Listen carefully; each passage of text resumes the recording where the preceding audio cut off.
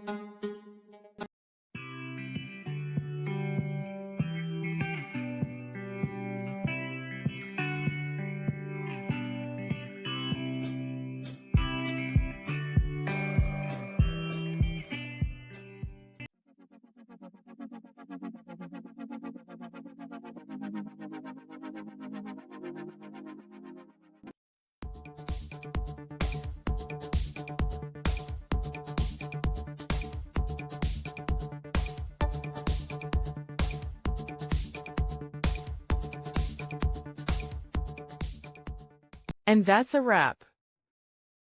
I hope you found the answer you were looking for. If you did, take a second to hit that subscribe button. It really helps out. And let me know in the comments which solution worked best for you. See you next time in the debug zone.